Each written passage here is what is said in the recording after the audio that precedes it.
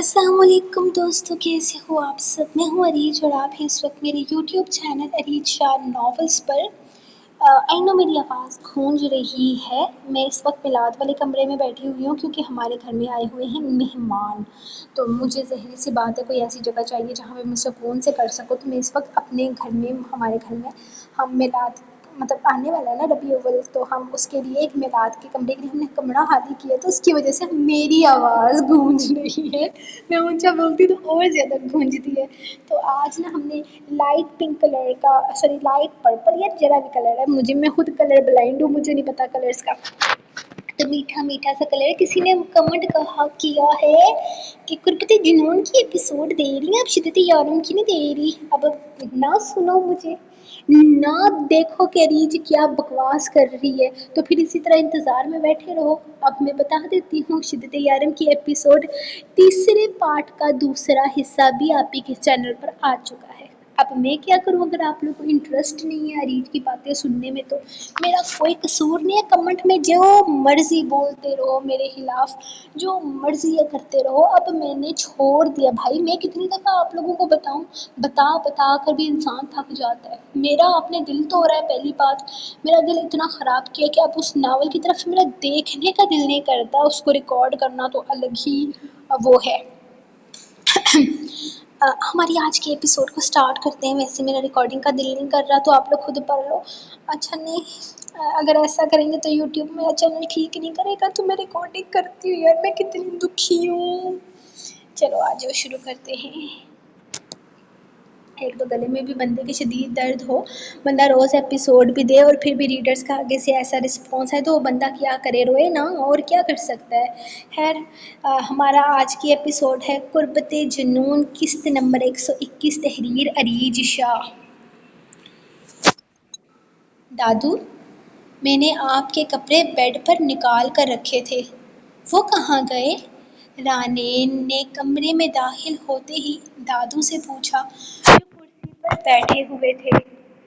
وہ تو ملازمہ آئی تھی اور اٹھا کر لے گئی، بول رہی تھی کہ دھو کر لاتی ہوں، دادو نے اسے دیکھتے ہوئے جواب دیا۔ دادو، مجھے بالکل اچھا نہیں لگتا یوں دلریز کے ملازموں سے اپنے کام کروانا، ہم اپنے کام خود بھی تو کر سکتے ہیں نا، آپ منع کر دیں۔ میری تو وہ بات مانتے نہیں ہیں، ہو سکتا ہے آپ کی مان جائیں۔ رانین نے ہلکی سی ناگواری سے اپنا سر ہلایا اور سائڈ ٹیبل کے پاس آ کر کھڑی ہو گئی۔ اسی وقت اس کے ہاتھ میں پکڑا فون پر وائبریشن ہوئی تھی۔ کس کا فون آ رہا ہے بیٹا؟ دادو نے اس کے ہاتھ میں مسلسل بجتے فون کو دیکھ کر پوچھا۔ پتہ نہیں دادو، شاید کوئی رانگ نمبر ہے، رانین نے فون کی سکرین پر نظریں ڈالتے ہوئے بتایا۔ ایسا کرو، یہ نمبر بلاک کر دو، دادو نے اسے آرام سے مشورہ دیا۔ جی دادو، میں بھی یہی سوچ رہی تھی۔ رانین نے ایک نظر پھر سے نمبر کو دیکھا، شاید وہ اس نمبر کو پہچان سکے، لیکن نہیں، وہ نمبر انجان ہی تھا اور اب اسے تنگ کر رہا تھا۔ سو اس نے اسکرین پر انگلی چلائی، نمبر بلاک کیا اور فون وہیں میز پر رکھ دیا۔ چلیں اب آپ آرام کریں، میں ذرا باہر لان سے ہو کر آتی ہوں۔ اس وقت بڑا پیارا موسم ہوتا ہے باہر۔ باہر کا موسم کیسا ہوتا ہے یہ تو پتہ نہیں، لیکن آج کل تمہاری توجہ کا کوئی خاص مرکز بنا ہوا ہے، وہ ہلکی سی شرارتی آواز میں بولے تو اس نے حیرانگی سے ان کی طرف دیکھا تھا۔ کیا مطلب؟ میں کچھ سمجھی نہیں۔ اس نے ان کے چہرے پر کچھ تلاشنا چاہا، جس پر دادو ہلکا سا مسکرا کر نفی میں سر ہلا گئے۔ او پلیز، آپ جیسا سوچ رہے ہیں ویسا کچھ بھی نہیں ہے۔ ایسا نہیں ہے تو پھر کیسا ہے؟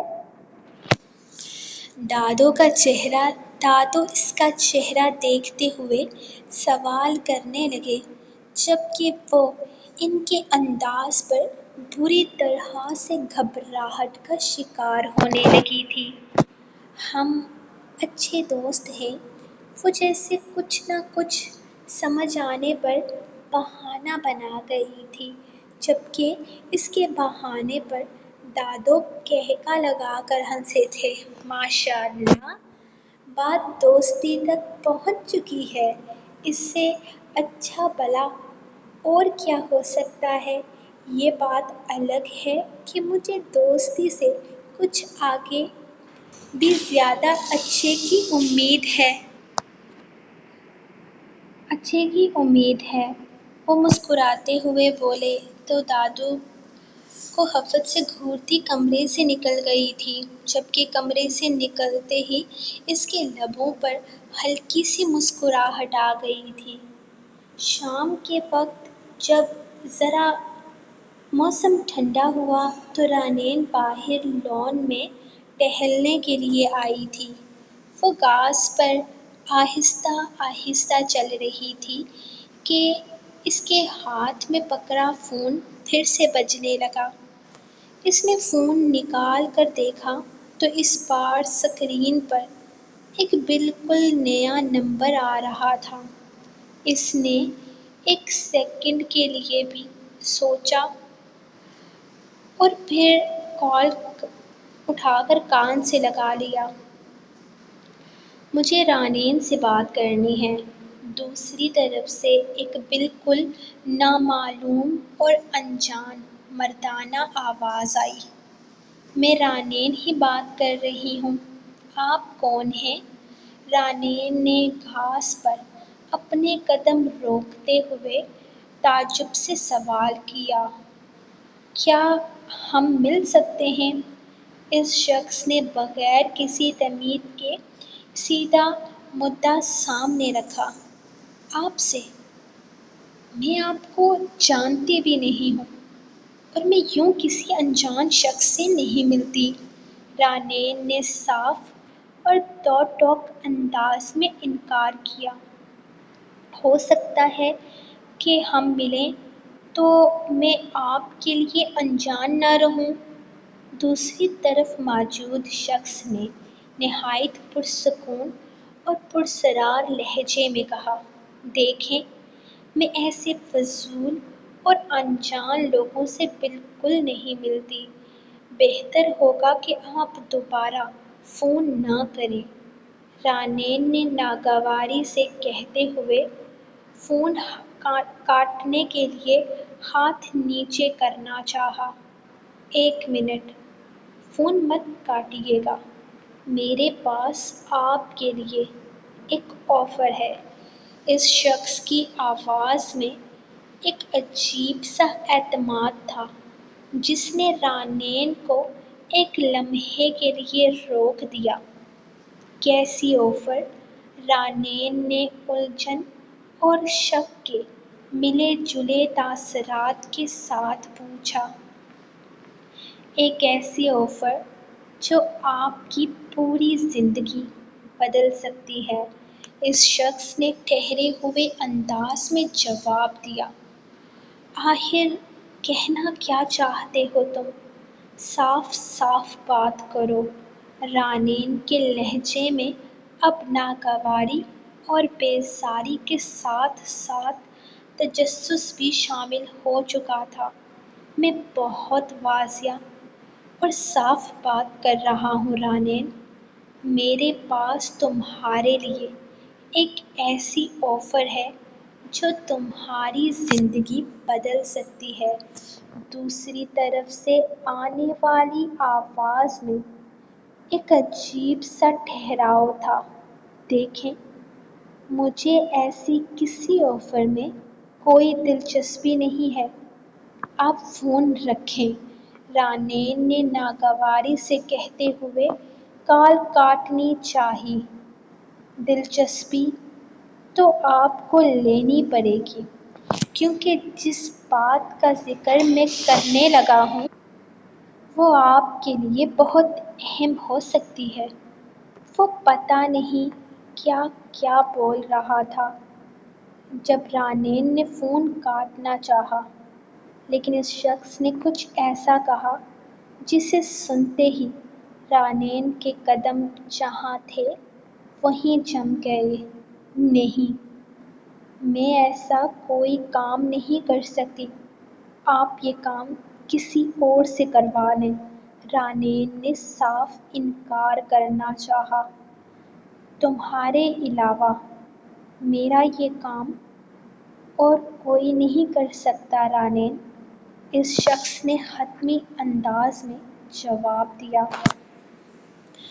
آئی ایم سوری، میں آپ کے اس طرح کے کسی بھی کام میں آپ کی کوئی مدد نہیں کر سکتی، رانین نے سختی سے کہا اور فوراً کال کاٹ کر فون نیچے کر لیا۔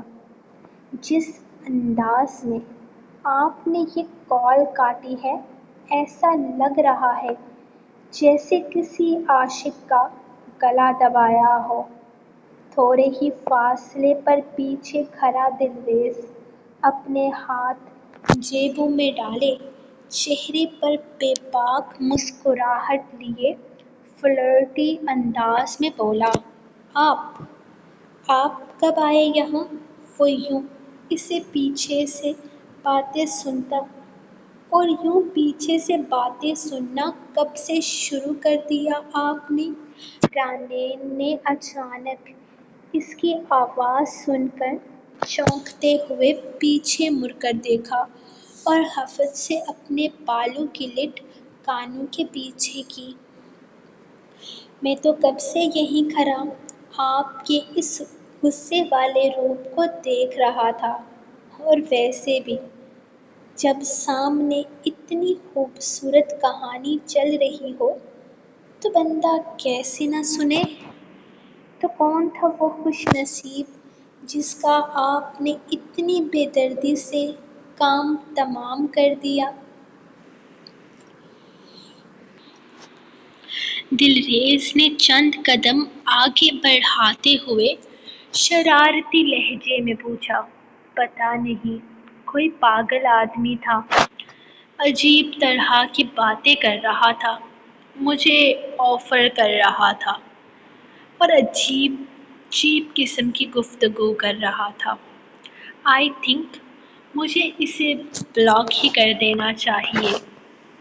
رانین نے فون کی سکرین پر نظریں جماتے ہوئے ناگواری سے کہا، اور فوراً وہ نمبر بھی بلاک لسٹ میں ڈال دیا۔ اف، پہلے عاشق کا گلا دبایا، اب گلا کاٹ بھی دیا۔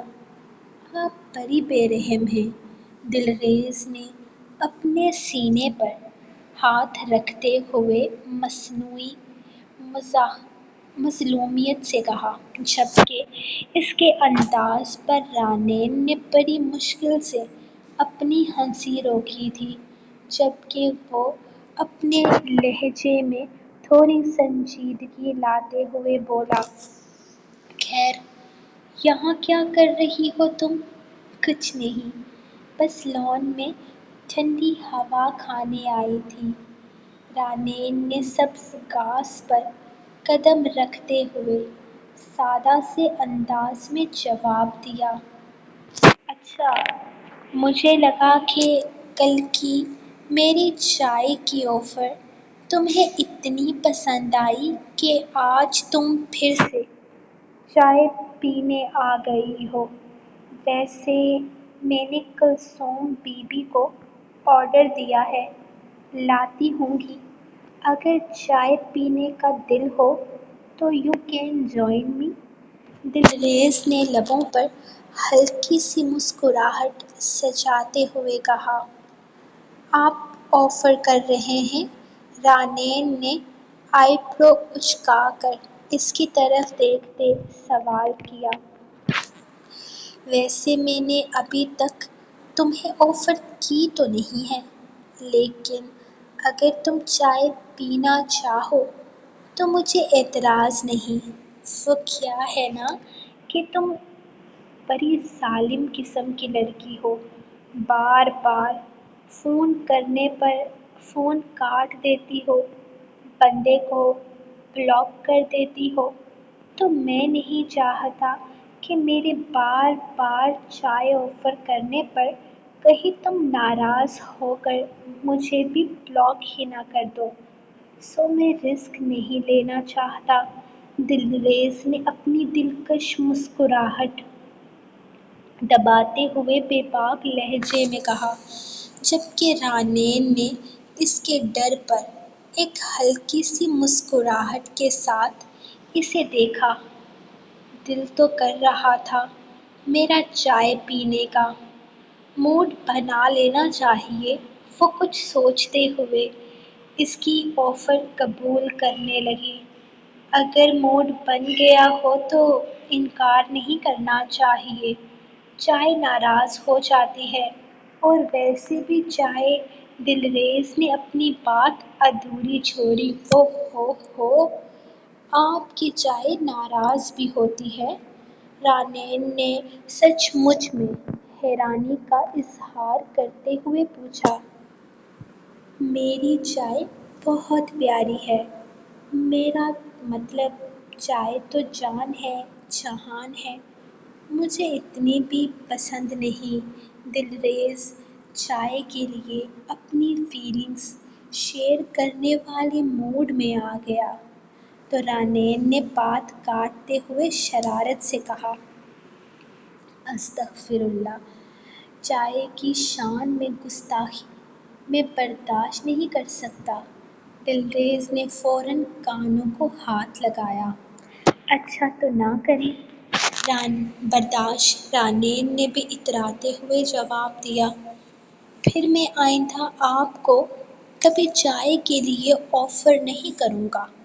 دلریز نے مصنوعی خفگی سے چہرہ دوسری طرف موڑنا چاہا۔ کوئی بات نہیں، میں خود آپ کو کر لوں گی۔ رانین کے منہ سے یہ جملہ اتنی بے ساختگی سے نکلا کہ وہ خود بھی گھبرا گئی۔ دلریز بالکل ساکت سا ہو کر اسے دیکھتا رہا۔ میرا وہ مطلب نہیں تھا۔ رانین اپنی اس بے دہانی پر شرمندہ ہوتے ہوئے فوراً صفائی دی۔ ہاں ہاں، آپ کا یہ مطلب بالکل نہیں تھا، میں جانتا ہوں، آپ کے منہ سے نکل گیا۔ ویسے مجھے پتہ نہیں تھا کہ آپ میرے ساتھ چائے پینے کی اتنی خواہش مند ہیں کہ مجھے فیوچر میں آفر بھی کرنا چاہتی ہیں۔ دلریز نے چہرے پر فتح مندانہ مسکراہٹ سجائی۔ ایسا کچھ بھی نہیں ہے۔ رانین نے نفی میں سر ہلاتے ہوئے نظریں چرا لیں۔ ایسا نہیں ہے تو پھر کیسا ہے؟ دلریز نے اس کے اور اپنے درمیان موجود فاصلہ ختم کرتے ہوئے 2 قدم اس کی طرف بڑھائے اور اس کی آنکھوں میں جھانکا۔ رانین کا دل زوروں سے دھڑکا تھا کہ تبھی کلثوم بی بی ہاتھ میں ٹرے لیے وہاں پہنچی۔ بڑے ہی غلط ٹائم پر انٹری مارتی ہیں آپ کلثوم بی بی۔ اگر آپ تھوڑا سا لیٹ آتی تو شاید بات شادی پر نہ سہی لیکن ڈیٹ فکس ہونے پر پہنچ جاتی۔ وہ اچھا خاصا بدمزہ ہوا تھا ان کے اچانک آنے پر۔ معاف کرنا بابا، مجھے پتہ تھوڑی تھا، ورنہ میں دیر سے آتی۔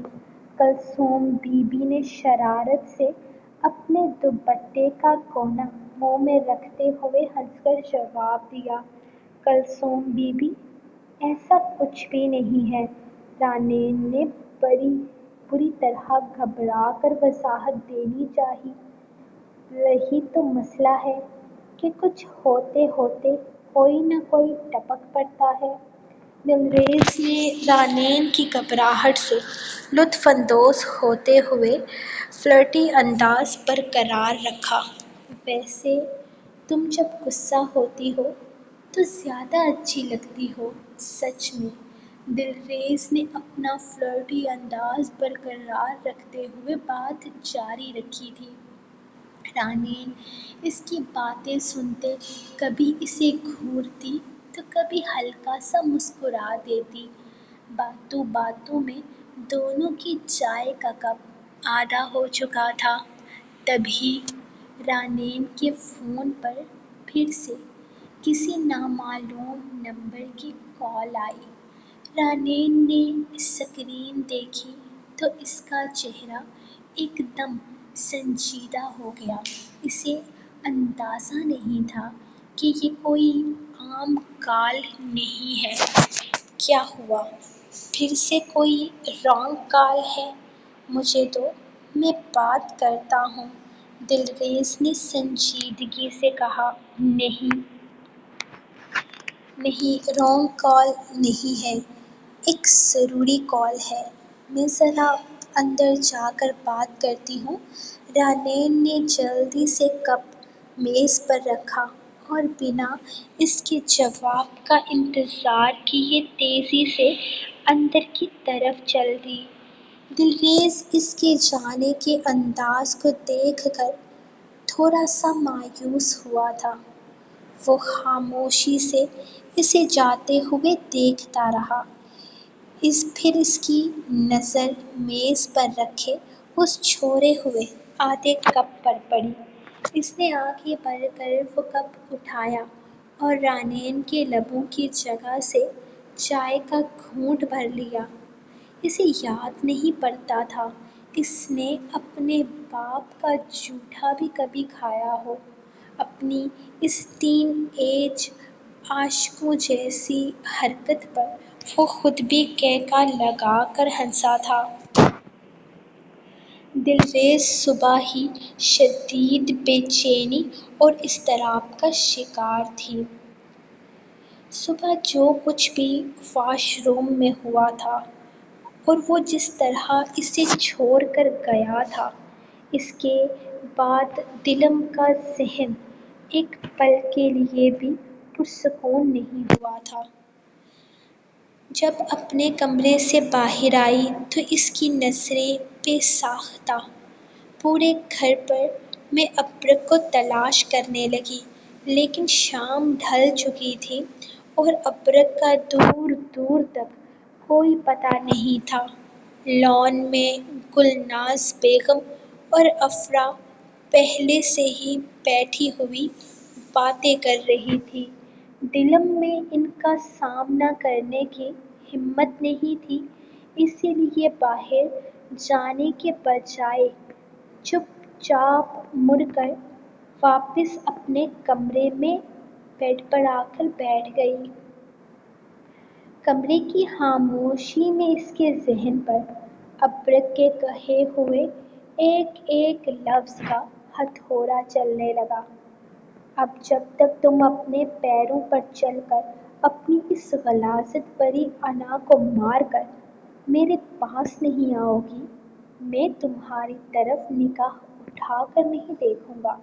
ابرق کا غصے سے تپتا ہوا ہولناک انداز اس کے دماغ میں بار بار بج رہا تھا۔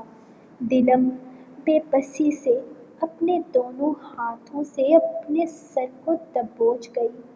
اس کی آنکھیں درد اور شدید دباؤ سے بند ہونے لگیں۔ آج کی تلخی، ابرق کا یوں اپنا نام بھی اس کے نام سے ہٹا کر چلے جانا، یہ سب باتیں اس کے دل اور دماغ پر یوں حاوی ہو رہی تھیں جیسے اس کا دم گھٹ رہا ہو۔ ایک طرف اس کے اندر کی پشیمانی اور انا تھی اور دوسری طرف ابرق کے انداز نے جیسے اسے اندر سے توڑ کر رکھ دیا تھا۔ وہ خود کو غلط نہیں سمجھتی تھی، اس کی نظر میں وہ حق پر تھی۔ اس نے جو کچھ بھی پہلے کیا تھا وہ غلط نہیں تھا، لیکن کل رات تو وہ خود ابرق کی طرف قدم بڑھا چکی تھی۔ کل رات نہ جانے ایسا کیا ہوا تھا کہ وہ خود ابرق کو اپنے سے دور نہیں جانے دے رہی تھی؟ ساری رات وہ اس کی باہوں میں پگھلتی رہی تھی اور اسے اپنی دھڑکنوں سے بھی زیادہ قریب رکھے ہوئے تھا۔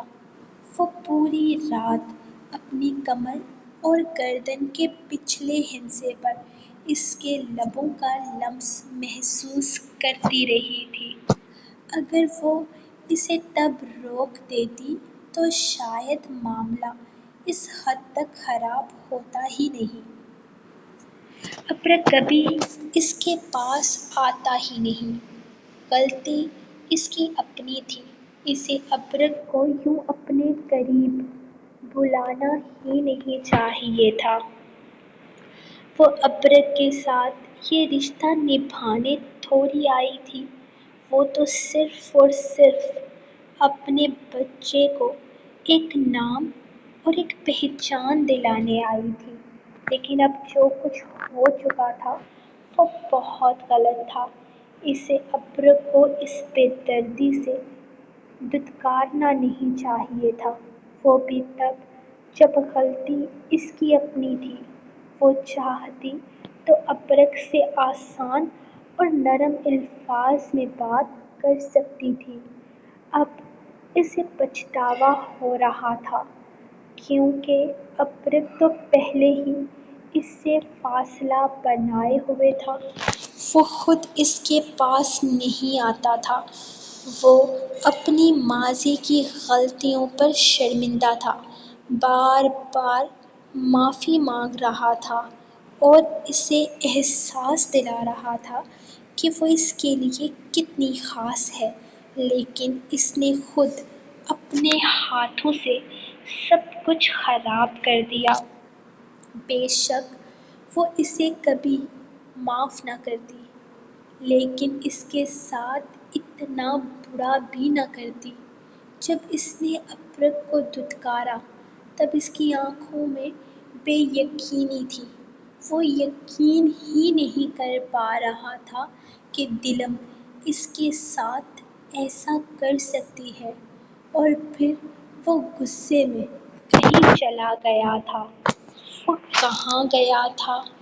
واپس کیوں نہیں آیا تھا؟ صبح سے اس نے اسے دیکھا تک نہیں تھا۔ اب تو اسے واپس آ جانا چاہیے تھا، یہ جانتے ہوئے بھی کہ گھر میں گلناز بیگم اور افرا کے ہونے کے باوجود بھی وہ ایک طرح سے اکیلی ہی ہے۔ وہ اسے چھوڑ کر کیسے جا سکتا تھا؟ وہ شدید بے چینی اور اضطراب کے عالم میں کمرے میں ادھر سے ادھر ٹہل رہی تھی۔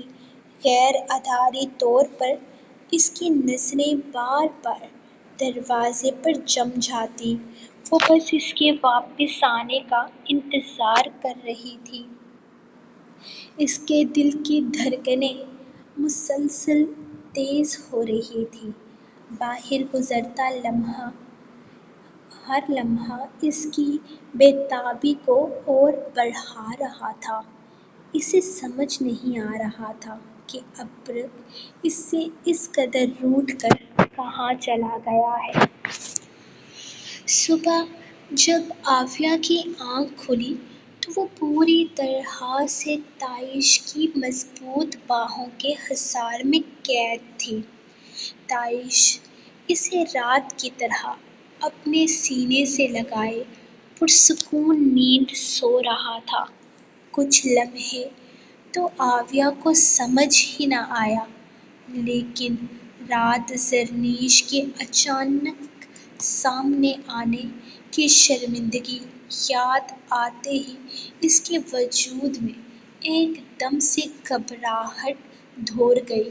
اس نے فوراً طائش کی گرفت سے نکلتے ہوئے خود کو اس سے الگ کیا اور بستر سے پیچھے ہٹ گئی۔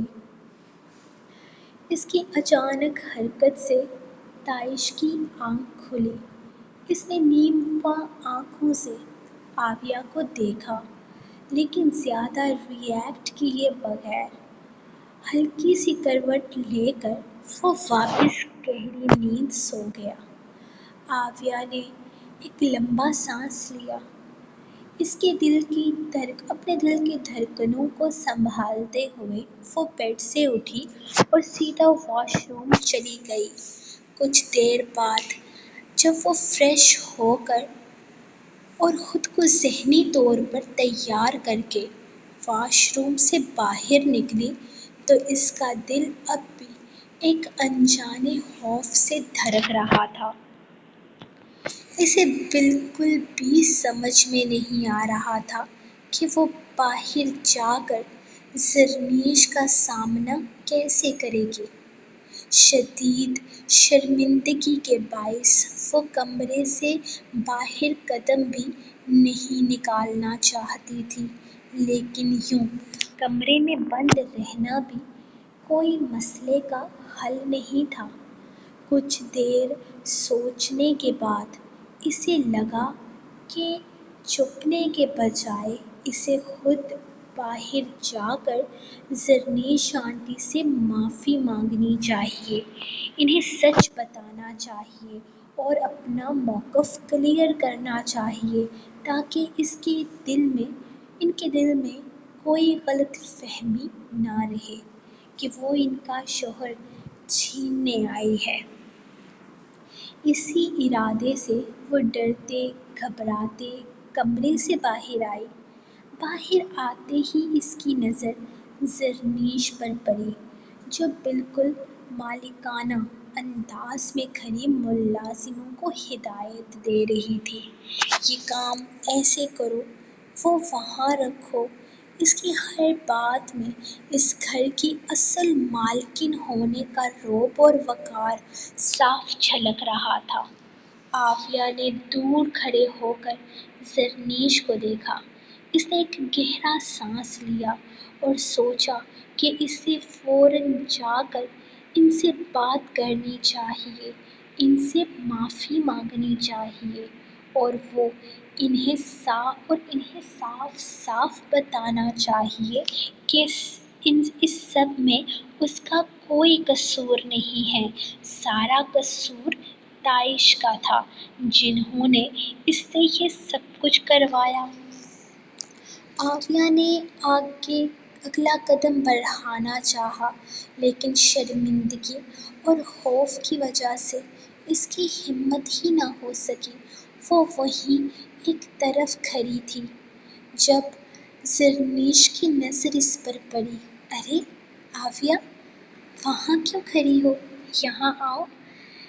زرنیش نے اسے دور کھڑے دیکھا تو فوراً نرمی سے پکارا اور جب دیکھا کہ وہ قدم آگے نہیں بڑھا رہی تو خود ہی چلتی ہوئی اس کے پاس آ گئی۔ اس نے آویہ کو پیار سے تھامتے اسے اپنے سینے سے لگا لیا۔ کیسی ہو میری جان، ٹھیک تو ہو نا؟ تائش نے ٹھیک سے تمہارا خیال رکھا نا؟ غصہ تو نہیں کیا؟ بتاؤ مجھے، اگر انہوں نے تمہیں ڈانٹا ہے یا تم پر ذرا سی بھی سختی کی ہے تو تم بالکل بے فکر ہو کر مجھے بتا سکتی ہو۔ تمہیں ڈرنے یا گھبرانے کی بالکل بھی ضرورت نہیں، میرے ہوتے ہوئے کوئی تمہیں کچھ نہیں کہہ سکتا۔ زرنیش نے پیچھے ہوتے ہوئے اس کے چہرے کو پیار سے دیکھا اور پھر وہیں سے ملازمہ کو آواز دی کہ آویہ کے لیے ناشتہ لایا جائے۔ آویہ پریشانی اور الجھن سے زرنیش کا محبت بھرا انداز دیکھ رہی تھی۔ اسے زرنیش کی باتیں بالکل سمجھ نہیں آ رہی تھیں۔ آخر کوئی عورت اپنی سوتن سے اس قدر پیار اور ہمدردی سے بات کیسے کر سکتی ہے؟ اس کے ذہن میں سوالات کا طوفان برپا تھا۔ وہ چاہ کر بھی اپنے لبوں سے کچھ بول نہیں پا رہی تھی۔ وہ ابھی اس حیرت سے نکل بھی نہیں پائی تھی کہ زرنیش اس سے اس قدر نرمی برت رہی ہے کہ تائش بھی کمرے سے باہر نکل کر ان دونوں کے قریب آ گیا۔ یہ آپ نے صبح صبح میری بیوی کے کان بھرنا شروع کر دیے ہیں، یہ کیا طریقہ ہے؟ تائش نے پیچھے سے آتے خفگی سے کہا۔ میں کیا اسے ڈانٹنے یا غصہ کرنے کے لیے یہاں لایا ہوں؟ میں اپنی بیوی سے بہت پیار کرتا ہوں، اسے بالکل بھی نہیں ڈانٹتا اور نہ ہی اس پر غصہ کرتا ہوں۔ ہاں، کبھی کبھی یہ الٹی سیدھی حرکتیں کرتی ہے تو لہجہ تھوڑا اونچا نیچا ہو جاتا ہے، لیکن میں نے اب تک اسے بالکل بھی غصے یا سختی سے نہیں ڈانٹا۔ آپ چاہیں تو اس سے پوچھ سکتی ہیں۔ تائش عافیہ کے بالکل پیچھے آ کر رکتا، اچانک اس کے گلے میں اپنا بازو ڈال کر اسے اپنے بے حد قریب کر گیا تھا۔ اوہو، تو اب آپ مجھے بتائیں گے کہ آپ کیا کرتے ہیں اور کیا نہیں؟ میں تو جیسے آپ کو جانتی ہی نہیں نا۔ زرنیش نے مسکراتے ہوئے تائش کا ہاتھ بڑے حق سے عافیہ کے کندھے سے پیچھے ہٹاتے ہوئے کہا۔ آپ یہ ہاتھ ہٹائیے، مجھے نہیں لگتا کہ آپ ابھی تک فریش بھی ہوئے ہیں۔ عافیہ کو کمرے میں نہ دیکھ کر بس ایسے ہی نکل آئے ہیں نا؟ چلیں جائیں، پہلے فریش ہو کر آئیں، باقی باتیں بعد میں ہوں گی۔ وہ اسے دیکھتی کمرے میں جانے کا اشارہ کر رہی تھی جب عافیہ حیرانی سے ان دونوں کی نوک جھونک سن رہی تھی۔ اسے بالکل بھی سمجھ میں نہیں آ رہا تھا کہ آخر ان باتوں کا مطلب کیا ہے۔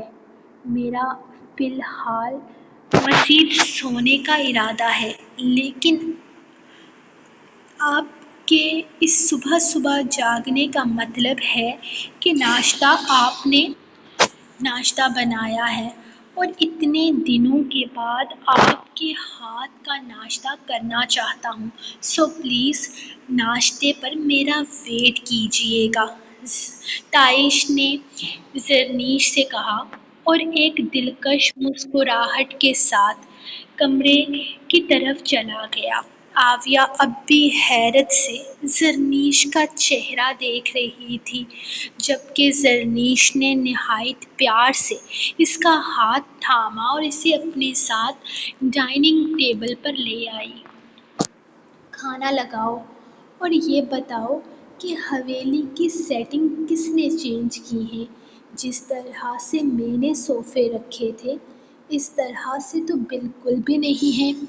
ویسے میں خود بھی سیٹنگ چینج کرنا چاہتی تھی، لیکن جس نے بھی کی ہے مجھے پسند نہیں آئی۔ ٹیبل پر بیٹھتے ہی زرنیش ملازموں کو ہدایات دینے میں مصروف ہو گئی۔ بی بی جی، وہ کوئی انٹیریئر ڈیزائنر آیا تھا، اس نے یہ سب کچھ کروایا ہے، ملازمہ نے ڈرتے ہوئے بتایا، جبکہ ملازمہ کے انداز سے عافیہ کو احساس ہو چکا تھا کہ اس معاملے میں زرنیش ان پر سختی کرتی ہے۔ نہیں، مجھے یہ بالکل پسند نہیں آیا، میں اسے بدلوانا چاہتی ہوں۔ ایسا کرو، آج تھوڑی دیر میں کسی اچھے انٹیریئر ڈیزائنر کو بلا لو، مجھے خود حویلی کی سیٹنگز چینج کروانی ہیں۔ عافیہ حیرانی سے اسے دیکھ رہی تھی، شاید وہ اس جیسی کبھی نہیں بن سکتی تھی اور نہ ہی ان دونوں کا آپس میں کوئی مقابلہ تھا۔ وہ کبھی بھی زرنیش کا مقابلہ کرنے کا سوچ بھی نہیں سکتی تھی۔ تھوڑی ہی دیر میں تائش فریش ہو کر واپس آیا اور ان دونوں کو جوائن کر لیا۔ سب ناشتہ کرنے لگے۔ تائش نے جیسے ہی پہلا نوالا اپنے منہ میں ڈالا، اس کے منہ چہرے پر مسکراہٹ آ گئی۔ زرنیش، سچ میں کمال کا کھانا بناتی ہیں آپ، بہت کم بناتی ہیں لیکن جب بھی بناتی ہیں زبردست بناتی ہیں، خاص کر یہ آلو کے پراٹھے تو میرے فیورٹ ہیں۔ اس نے عاویہ کی طرف دیکھتے کھل کر زرنیش کی تعریف کی۔ تم بھی کھاؤ، اگر مزہ نہ آیا تو پیسے واپس۔ تائش نے اپنے ہاتھوں سے پراٹھے کا نوالا بنا کر عاویہ کے منہ میں ڈالا، جبکہ اس کی حرکت پر اس نے حیرانگی سے سامنے بیٹھی زرنیش کی طرف دیکھا جو اپنی پلیٹ پر جھکی ہلکی سی مسکراہٹ کے ساتھ اس کی تعریف وصول کر رہی تھی۔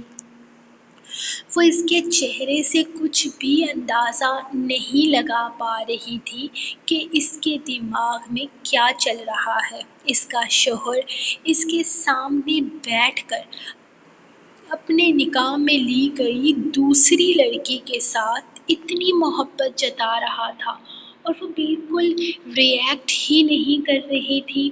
ابھی وہ ناشتہ کر رہے تھے کہ زرنیش نے اچانک سنجیدہ ہو کر پوچھا، سلطان، میں نے کیا سوچا ہے؟ آپ نے کیا سوچا ہے میری رات والی بات کے بارے میں؟ اس کے سوال پر تائش نے ایک نظر زرنیش کو دیکھا اور پھر اس کے چہرے پر ایک گہری سنجیدگی چھا گئی۔ میں نے آپ کو جواب رات کو ہی دے دیا تھا زرنیش، آپ نے جو کہا بالکل صحیح ہے۔ آپ تو جانتی ہیں میں آپ کی کسی بات کو ٹال نہیں سکتا، تو جیسا آپ چاہتی ہیں بالکل ویسا ہی ہوگا، تائش نے نرم سی مسکراہٹ کے ساتھ جواب دیا۔ اس کا جواب سنتے ہی زرنیش کے چہرے پر خوشی کی لہر دوڑ گئی، جبکہ عاویہ چپ چاپ بیٹھی شدید الجھن میں ان دونوں کی باتیں سن رہی تھی اور یہ سمجھنے سے بالکل قاصر تھی کہ آخر ان کے درمیان کیا چل رہا ہے اور وہ کس بارے میں بات کر رہے ہیں۔ عاویہ، ہم نے آج ہی واپس جانا ہے، تم ایسا کرو کہ اپنا سامان پیک کر لو، ہم گھر واپس جا رہے ہیں۔ زرنیش عاویہ کی طرف دیکھتے ہوئے پرسکون لہجے میں بولی۔ عاویہ نے حیرانگی سے پہلے زرنیش کو دیکھا اور پھر تائش کا چہرہ دیکھنے لگی۔ میں کہاں جاؤں گی؟ اپنے امی ابو کے پاس؟ اس نے تھوڑی دیر الجھتے ہوئے تائش کے بجائے زرنیش کی طرف دیکھ کر سوال کیا، جیسے شک ہو کہ تائش انکار کر دے گا۔ اسے لگ رہا تھا کہ یہ فیصلہ زرنیش کر رہی ہے۔ زرنیش نے مسکرا کر ہاں میں سر ہلایا۔ میں اپنا سامان پیک کرتی ہوں۔ اس کے بعد عاویہ نے مزید کوئی بات نہ سنی۔ وہ اپنا آدھا ادھورا ناشتہ چھوڑ کر کرسی پیچھے گھسیٹتے ہوئے اٹھ کھڑی ہوئی۔ ناشتہ تو پورا کر لو عاویہ، زرنیش نے اسے روکنا چاہا، لیکن عاویہ بغیر کوئی جواب دیے تیزی سے اپنے کمرے کی طرف چلی گئی۔ اس کی اس جلد بازی اور بے چینی کو دیکھ کر تائش کے چہرے پر ایک لمحے کے لیے ناراضگی کی گہری لہر دوڑی۔ اس نے ایک شکوہ کناں نگاہ زرنیش پر ڈالی۔ آپ نے کہا تھا کہ آپ کو مجھ پر یقین ہے، زرنیش نے تائش کی خفگی کو محسوس کرتے ہوئے نرمی سے یاد دلایا۔ تائش نے خاموشی سے ہاں میں سر ہلایا اور بغیر کچھ کہے ادھورے ناشتے کی طرف متوجہ ہو گیا۔ ہائے، بڑی مشکل سے ریکارڈنگ کی ہے اس کمرے میں، میری آواز میرے ہی کان میں آ رہی ہے نا، تو ٹھیک ہے، لائک کرتے نہیں ہو اور ایپیسوڈ روز چاہیے دے ہی نہ میں دوں، چلو شاباش، لائک کرو، پھر کل کے ایپیسوڈ کا ویٹ کرو، عاویہ کو جھٹکا دیتے ہیں پھر کل انشاءاللہ، تو تب ملیں گے نیکسٹ ایپیسوڈ کے ساتھ، تب تک کے لیے اپنی رائٹر کو دیں اجازت اور دعاؤں میں یاد رکھیں۔ اللہ حافظ۔